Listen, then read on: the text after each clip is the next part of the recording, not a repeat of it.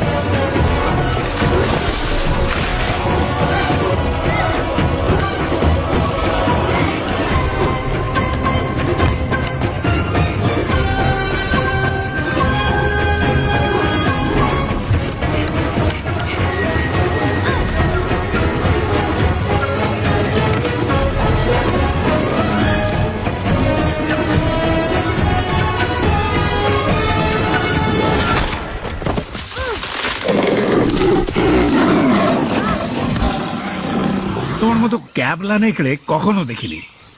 ওই ডালটারা ভাঙলে না আমি জিততাম। যদি না শেখো দলের সঙ্গে কিভাবে তাল মিলিয়ে দৌড়তে হয়, তাহলে নির্ঘাত একদিন কারোর পেটে চলে যায়। মোগলি মোগলি এখনো দুধে ভাতে, কোনোদিনও জিততে পারবে না। চলো চলো চলো উপরে উঠতে যাই। আমি তো ঠিক রাস্তাতেই যাচ্ছিলাম। নেকড়েরা কখনো গাছের আড়ালে লুকোয় না।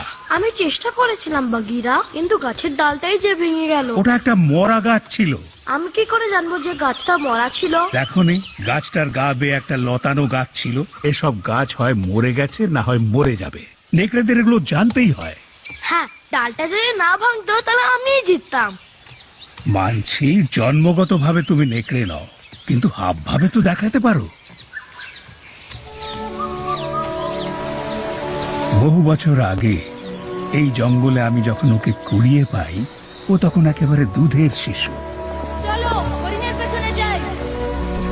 বেঁচে থাকার জন্যে ওর একটা পরিবারের দরকার ছিল, যারা ওকে রক্ষা করবে, লালন পালন করবে।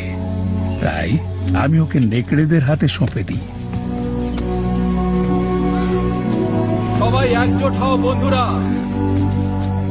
নেকড়েদের মধ্যে আকিলা ছিল এক সৎ এবং মহৎ দলনেতা।